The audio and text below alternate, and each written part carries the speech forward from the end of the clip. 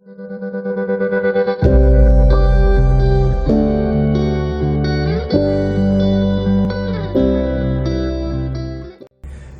warahmatullahi wabarakatuh. Saya dosen pengampu mata kuliah reklamasi pantai dari program studi ilmu kelautan. Nama saya Perdana Iqbal Spanton, ST-MSI. Dalam hal ini saya ingin menyampaikan rencana pembelajaran semester yaitu atau RPS, di mana yang akan saya sampaikan adalah capaian pembelajaran dari mata kuliah ini, yaitu menjelaskan berbagai pengertian, tujuan, manfaat, jenis dan sistem pelaksanaan reklamasi, dampak positif maupun dampak negatifnya, serta konsep dasar pemulihan ekosistem dalam reklamasi pantai.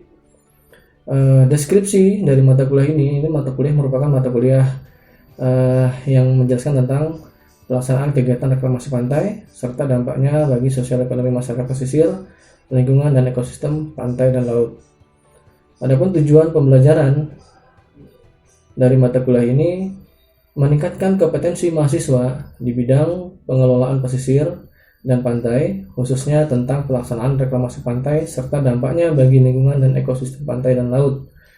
Adapun materi pembelajaran dalam RPS yang akan saya sampaikan, yang pertama adalah definisi dari reklamasi itu sendiri, tujuan dan manfaat pelaksanaan reklamasi, jenis dan sistem pelaksanaan reklamasi, dampak positif dan negatif dari pelaksanaan reklamasi itu sendiri, dan konsep dasar pemulihan ekosistem dalam reklamasi pantai. Kompetensi dari mata kuliah ini merupakan kompetensi utama karena ini termasuk mata kuliah wajib yang ditempuh oleh mahasiswa program studi ilmu kelautan. Ya, saya langsung masuk kepada susunan dari RPS itu sendiri. Yang pertama adalah kita memberikan kontrak perkuliahan ya kepada mahasiswa, dalam artian mahasiswa menyetujui dengan materi yang akan kita sampaikan dalam satu semester, khususnya untuk mata kuliah reklamasi pantai. Ya, untuk pertemuan keduanya yaitu kemampuan akhir yang direncanakan adalah mengetahui dan memahami pengertian reklamasi pantai. Ya. Adapun indikator yang akan kita sampaikan yaitu yang kita harapkan adalah menjelaskan tentang pengertian reklamasi, menjelaskan dasar-dasar dan regulasi dari reklamasi itu sendiri. Yang ketiga, menjelaskan tujuan dari reklamasi. Yang keempat, menjelaskan tentang jenis dan sistem yang umumnya digunakan dalam reklamasi. Ya. Adapun materi pokoknya adalah istilah dan perkembangan dari pengertian reklamasi pantai. Yaitu pertama, pengertian reklamasi pantai. Yang kedua, dasar-dasar dan regulasi dari reklamasi. Yang ketiga, pengertian tujuan dari reklamasi. Yang keempat, metode reklamasi, baik itu metode yang menempel pada pantai maupun metode reklamasi yang terpisah dari pantai, dan sistem pada reklamasi seperti sistem timbunan, sistem folder, sistem drainase, dan kombinasi. Bentuk pembelajaran yang akan saya sampaikan ya, yaitu berupa ceramah, kerja berpasangan atau kerja kelompok, tanya jawab, dan penugasan. Ya. Adapun penilaian yang saya berikan, yang pertama adalah jenisnya berupa tes, yang kedua kriteria pemahaman istilah dalam reklamasi pantai dan perkembangannya, yang ketiga ya bobot dalam materi ini adalah 5%, dan referensi yang saya ambil itu tertera dari di bawah RPS ini. Ada beberapa referensi yang saya cantumkan. Nanti untuk mata kuliah ini saya ambil referensi pertama sampai pada referensi kelima. Di pertemuan saya yang ketiga, ya, saya mengetahui ya dan memahami dalam pelaksanaan reklamasi ya, kemampuan akhir yang direncanakan ya, itu tujuannya adalah untuk memahami dan untuk mengetahui dan memahami dalam pelaksanaan reklamasi ya, Terus indikatornya adalah mahasiswa mampu menjelaskan tujuan pelaksanaan reklamasi dalam mendapatkan kembali tanah yang hilang atau abrasi akibat gelombang laut. Yang kedua, menjelaskan tujuan pelaksanaan reklamasi, yaitu untuk memperoleh tanah baru di depan garis pantai. Yang ketiga, mendeskripsikan tujuan reklamasi dalam alasan ekonomi. Adapun materi pokoknya yaitu tujuan pelaksanaan reklamasi. Yang pertama, menjelaskan tujuan pelaksanaan dalam mendapatkan kembali tanah yang hilang atau akibat abrasi akibat gelombang laut tadi. Yang kedua adalah menjelaskan tujuan pelaksanaan reklamasi untuk memperoleh tanah baru di depan garis pantai. Yang ketiga, mendeskripsikan tujuan pelaksanaan reklamasi dalam alasan ekonomi. Ya, itu bentuk perkuliahan yang saya berikan yaitu ceramah, kerja pasangan, tanya jawab, penugasan. Ya.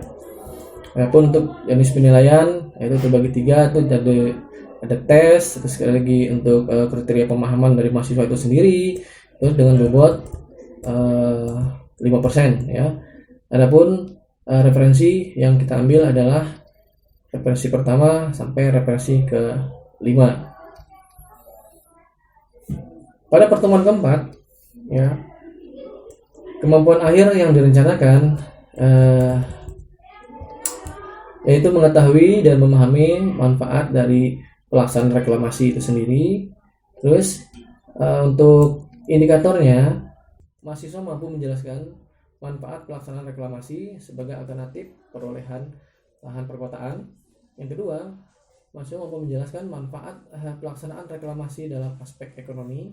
Yang ketiga, menjelaskan manfaat pelaksanaan reklamasi dalam aspek konservasi wilayah pantai. Materi pokok dalam pertemuan ini antara lain manfaat dari pelaksanaan reklamasi, yaitu yang pertama menjelaskan manfaat pelaksanaan reklamasi sebagai alternatif perolehan lahan perkotaan. Yang kedua, menjelaskan manfaat pelaksanaan reklamasi dalam aspek ekonomi. Yang ketiga, menjelaskan manfaat pelaksanaan reklamasi dalam aspek konservasi. Bentuk atau metode pembelajaran yaitu melalui ceramah, kerja berpasangan, kerja kelompok, tanya jawab, dan penugasan. Penilaiannya adalah jenis tes, kriteria pemahaman menjelaskan manfaat pelaksanaan reklamasi dalam aspek konservasi dan wilayah pantai dengan bobot 5% dengan referensi 1-5. Pada pertemuan kelima, ya, dari kemampuan akhir yang direncanakan yaitu mengetahui dan memahami jenis dan sistem dalam pelaksanaan reklamasi. Ya, dengan indikator menjelaskan, yang pertama menjelaskan reklamasi menempel dengan daratan atau pantai. Yang kedua, menjelaskan reklamasi terpisah dengan daratan atau dengan pantai. Ya. Dengan materi pokok, yang pertama dari jenis dan sistem dalam pelaksanaan reklamasi adalah menjelaskan reklamasi yang menempel dengan daratan atau pantai. Yang kedua, menjelaskan reklamasi terpisah dengan daratan atau pantai. Bentuk perkuliahan atau bentuk pembelajaran yaitu melalui media ceramah, kerja berpasangan, tanya jawab, dan penugasan. Untuk penilaiannya bisa berupa tes. Terus untuk kriterianya mengetahui dan memahami jenis dan sistem dalam pelaksanaan reklamasi dengan bobot 5%. Untuk referensi dari 1-5 dan 8. Nah, pada pertemuan berikutnya, itu mungkin dalam hal ini untuk penjelasan ini mungkin membutuhkan tidak satu kali pertemuan. Nah, makanya di sini kami buat pertemuan ke-6 dan ke-7, yaitu menjelaskan tentang sistem timbunan reklamasi. Dimana sini yang pertama untuk indikatornya adalah dapat menjelaskan alat yang digunakan dalam sistem timbunan, menjelaskan teknis pelaksanaan sistem timbunan. Untuk materi pokok yaitu sistem timbunan reklamasi itu sendiri, yang pertama adalah menjelaskan alat yang digunakan dalam sistem timbunan. Yang kedua, menjelaskan teknis pelaksanaan sistem timbunan dengan metode pembelajaran, survei lapangan, ceramah, diskusi, tanya jawab, dan penugasan. Untuk penilaian yaitu dengan jenis tes, laporan survei, performance, Terus untuk kriterianya pemahaman menjelaskan pengertian sistem timbunan reklamasi dengan bobot 15%. Untuk referensi kita mengambil referensi dari referensi 1 sampai 5 dan 8. Ya, untuk pertemuan berikutnya juga membutuhkan lebih dari satu kali pertemuan. Ya, di sini saya buat pertemuan ke-8 dan ke-9, yaitu menjelaskan tentang sistem polder reklamasi. Ya, dimana indikatornya adalah yang pertama menjelaskan alat yang digunakan dalam sistem polder, yang kedua menjelaskan teknis pelaksanaan sistem polder. Untuk materi pokoknya sistem polder reklamasi, yaitu yang pertama untuk menjelaskan alat yang digunakan dalam sistem polder, yang kedua menjelaskan teknis pelaksanaan sistem polder dengan metode pembelajaran menggunakan survei lapangan, ceramah, diskusi, tanya jawab, dan penugasan. Ya. Sedangkan untuk pertemuan ke-11, yaitu untuk capaian akhir yang diharapkan adalah menjelaskan tentang sistem drainase reklamasi, di mana untuk indikatornya yang pertama menjelaskan alat yang digunakan dalam sistem drainase, yang kedua menjelaskan teknis pelaksanaan sistem drainase, penilaian jenis tes, laporan survei, dan performance. Untuk kriterianya pemahaman menjelaskan pengertian sistem drainase reklamasi dengan bobot 15%. Untuk referensinya 1 sampai 5 dan 8. Nah, kita lanjut di pertemuan 12, yaitu menjelaskan tentang sistem kombinasi folder dan timbunan dari reklamasi itu sendiri. Ya, ini sangat menarik sekali untuk materi ini karena mengkombinasikan antara metode satu dan yang lainnya. Ya, untuk indikatornya adalah yang pertama menjelaskan alat yang digunakan dalam sistem kombinasi, yang kedua menjelaskan teknis pelaksanaan sistem kombinasi seperti apa. Terus untuk materi pokoknya adalah sistem kombinasi, folder, dan timbunan reklamasi. Yang pertama menjelaskan alat yang digunakan dalam sistem kombinasi, yang kedua menjelaskan teknis pelaksanaan sistem kombinasi dengan metode pembelajaran, ya, survei lapangan, ceramah, diskusi, tanya jawab, dan penugasan. Sedangkan untuk penilaiannya sama seperti sebelumnya, yaitu menggunakan jenis tes, laporan, survei, dan performance. Dengan untuk kriterianya adalah pemahaman pengertian sistem kombinasi folder dan timbunan reklamasi dengan bobot 15%. Untuk referensinya saya mengambil 1 sampai 5 dan 8. Sedangkan untuk pertemuan ke-13, ya, ini kita sudah masuk pada pembahasan yang bersifat non teknis, yaitu dengan hasil akhir yang diharapkan, yaitu menjelaskan dampak positif dan dampak negatif dari reklamasi itu sendiri, di mana indikatornya adalah yang pertama menjelaskan dampak positif dari reklamasi pantai, yang kedua menjelaskan dampak negatif dari reklamasi pantai. Untuk materi pokoknya adalah dampak positif dan dampak negatif teknologi reklamasi, yaitu yang pertama menjelaskan dampak positif dari reklamasi pantai, menjelaskan dampak negatif dari reklamasi pantai. Untuk metode pembelajaran adalah dengan menggunakan survei lapangan, ceramah, diskusi, tanya jawab, dan penugasan. Ya. Untuk jenis penilaian itu jenisnya ya tes, laporan, survei, dan performance. Dengan kriteria pemahaman menjelaskan dampak positif dan dampak negatif reklamasi dengan bobot 15%. Saya mengambil referensi yaitu pada referensi poin 6, 7, 8, 9, dan 10.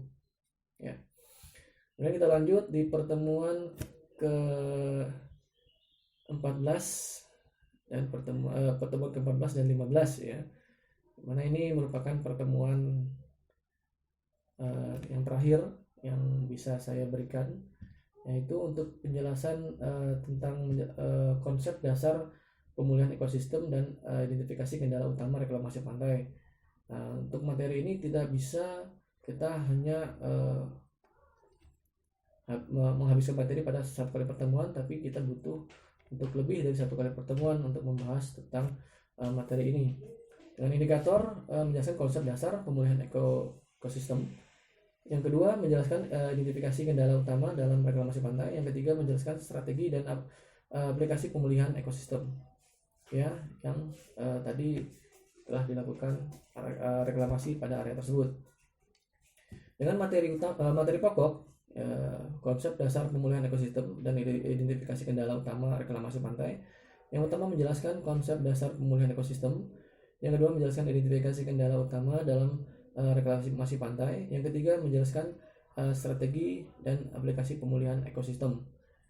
Ya, dengan metode pembelajaran, brainstorming, kerja berpasangan, ya, dan kerja kelompok, dan penugasan dengan jenis tes, terus kriteria pemahaman menjelaskan konsep dasar pemulihan ekosistem dan identifikasi kendala utama reklamasi pantai dengan bobot 10%. Saya menggunakan referensi dari poin 6 sampai poin 10. Pertemuan ke-16 yaitu pertemuan terakhir pada semester ini, saya melakukan ujian akhir semester. Diambil dari bahasa Inggris ya, yaitu reclaim, memperbaiki sesuatu yang rusak atau menjadikan tanah, ya, di mana lokasi yang tidak produktif atau lokasi yang tidak rusak itu akan kita perbaiki kembali, ya. Terus reclamation itu sebagai pekerjaan untuk memperoleh tanah. Namun menurut para ahli, yaitu dalam hal ini kita kutip dari Maskur tahun 2008, berpendapat upaya teknologi yang dilakukan manusia untuk merubah suatu lingkungan alam menjadi lingkungan buatan, suatu tipologi ekosistem estuaria, mangrove, dan terumpu karang menjadi suatu bentang alam daratan, itu yang disebut dengan reklamasi. Tinjau dari sudut lingkungan dan sosial ekonomi dengan cara pengurukan, pengeringan lahan, atau drainase, itu yang disebut dengan reklamasi. Itu menurut Undang-Undang Nomor 27 tahun 2007 ya. Berbeda dengan kondisi di mana lahan yang dijadikan sebagai lahan industri, ya.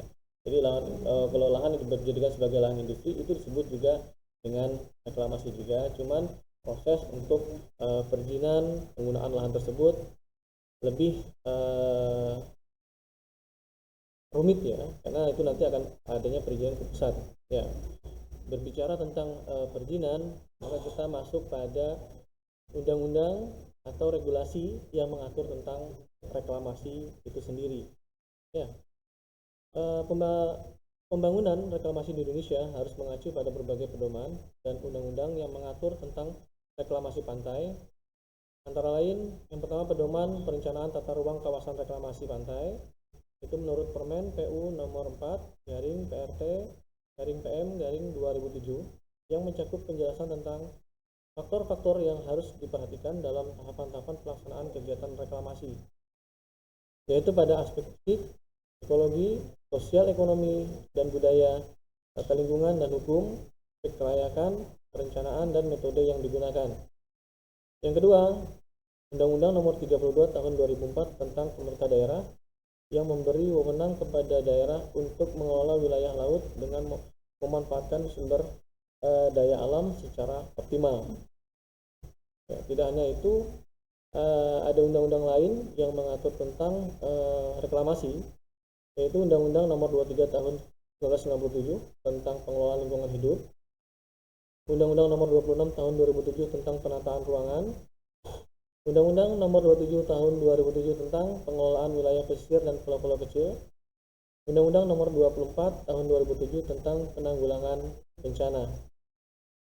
Ya, di samping regulasi dan undang-undang yang sudah kita jelaskan tadi, terus apa sih tujuan dari reklamasi ini kok gitu sangat ketatnya ya peraturan yang diterapkan dalam undang-undang reklamasi.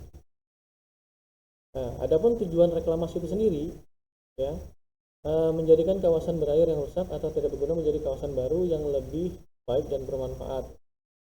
Yang dimaksud dari kawasan baru itu ya sebagai upaya pemekaran kota yang kegunaannya antara lain untuk permukiman. Mungkin yang berada di kawasan pesisir pernah melihat ya, ada beberapa desa yang melakukan pengurukan terhadap tepi pantai. Itu tujuannya untuk melakukan perluasan area pemukiman. Ya, kita lanjutkan, kawasan baru yang dimaksud dalam hal ini juga adalah untuk bisnis, ya, biasanya digunakan untuk rest area, dibukakannya lahan-lahan pertokoan, terus pertanian, Oke, tadi kita sudah mengulas tentang definisinya, terus regulasinya, terus tentang tujuan reklamasi. Kemudian kita pengen tahu apa sih metode yang dilakukan dari reklamasi atau jenis-jenis reklamasi itu apa aja. Ya, mungkin Anda pernah dengar atau bahkan pernah lihat yang namanya Palm Island. Ya, atau penggemar Real Madrid di sini pernah lihat kan Palm Island di mana namanya? Dubai. Palm Island itu kan hasil dari reklamasi juga. Ya, di mana reklamasi itu sendiri, ya, untuk jenis dari reklamasi itu sendiri adalah ada reklamasi yang menempel pada pantai daratan, ada reklamasi yang terpisah dari pantai daratan itu sendiri. Ya, dalam hal ini mencoba untuk mencari ya, atau menganalisa dampak positif dan dampak negatif dilaksanakannya reklamasi tersebut, ya. Karena reklamasi yang kita jalankan tidak berarti tidak berdampak, ya. Cuman dampaknya dalam hal ini ada dua, yaitu dampak positif dan dampak negatif. Di mana reklamasi pantai itu merupakan subsistem dari sistem pantai, itu menurut Suharto, ya. Dampak yang dimiliki reklamasi ini pun memiliki sifat jangka panjang dan jangka pendek yang diperbarui oleh kondisi ekosistem dan masyarakat sekitar. Ya, adapun dampak positif dari reklamasi tersebut adalah yang pertama peningkatan kualitas dan nilai ekonomi kawasan pesisir, ya, yang tadinya kawasan ekonominya yang sangat rendah dengan dibangunnya ranah-ranah industri dan sebagainya akan memberikan nilai ekonomi yang lebih baik lagi. Yang kedua, mengurangi lahan yang dianggap kurang produktif. Ya, mungkin Anda sering melihat ya, banyak di tepi-tepi pantai yang masih lahan-lahannya yang tidak produktif, banyak karang-karang yang mati, dan itu merupakan area yang sangat produktif untuk dibuat atau dibangun reklamasi, gitu ya, dimana untuk memperbaiki lahan tersebut. Yang ketiga itu penambahan wilayah. Selanjutnya adalah perlindungan pantai dari erosi. Ya, ini ada kaitannya dengan bangunan pantai, ya. Tujuannya adalah biar area daratan tidak mudah mengalami abrasi akibat dari terpaan ombak. Ya. Yang kelima, peningkatan kondisi habitat perairan. Ya.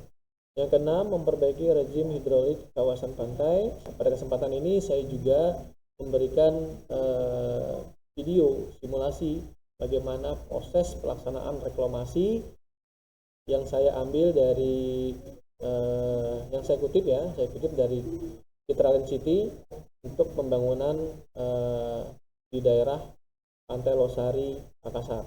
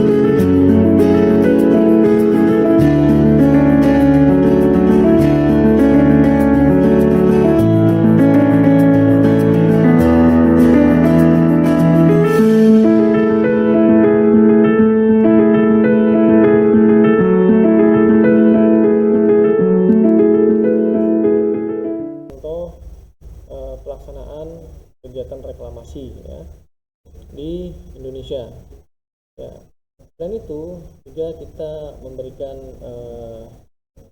salah satu contoh ya kegiatan reklamasi yang ada di negara lain, yaitu dalam hal ini saya ambil contohnya adalah Provincian, merupakan suatu kawasan di pantai timur Beijing yang mengalami pertumbuhan cukup pesat, berada pada posisi pesisir timur negara Cina atau di pantai barat Laut Kuning. Laut Kuning menjadi kawasan perairan yang berkembang karena meningkatnya aktivitas transportasi dan kegiatan ekonomi yang terjadi pada sisi pantainya, ya, sehingga menjadi sebuah kawasan yang mendunia karena intensitas perkembangan kegiatan ekonominya. Reklamasi dinilai strategis karena selain sebagai perluasan daratan yang ada, juga dinilai akan mampu bersaing dalam perkembangan kawasan Asia Pasifik, khususnya di bidang pembangunan ekonomi ya suatu negara. Ya, tadi saya sudah menjelaskan tentang apa itu definisinya, regulasinya, tujuannya, metodenya, ya, dampaknya dari reklamasi. Bahkan kita sudah melihat jadi bagaimana simulasi dari video yang kita kutip dari Citra City sebagai bentuk aktivitas bagaimana pembangunan atau pelaksanaan reklamasi di daerah Losari, Makassar. Dari apa yang sudah saya jelaskan, mungkin kawan-kawan mahasiswa ada yang kurang jelas dan mungkin ada hal yang perlu ditanyakan, saya silahkan. Ya. Oke, biasanya nih apa namanya ya, reklamasi ini bagi orang yang sangat hobi dengan liburan atau apa gitu kan, ini sangat apa namanya familiar sekali dengan kalimat reklamasi karena kebanyakan orang suka untuk berlibur di daerah objek wisata pantai gitu ya. Mungkin ada hal yang perlu ditanyakan atau Anda semua sudah merasa cukup jelas karena tadi kita sudah sangat komplit ya, dari penjelasan sampai videonya kan kita jelaskan. Saya rasa untuk kebingungan tidak ada gitu ya. Cukup ya. Oke, terima kasih saya ucapkan atas kehadirannya pada kesempatan kali ini. Terima kasih atas perhatiannya ya. Mohon maaf kalau ada sesuatu yang tidak berkenan atau penyampaian yang masih belum memuaskan. Akhirul kalam. Assalamualaikum warahmatullahi wabarakatuh.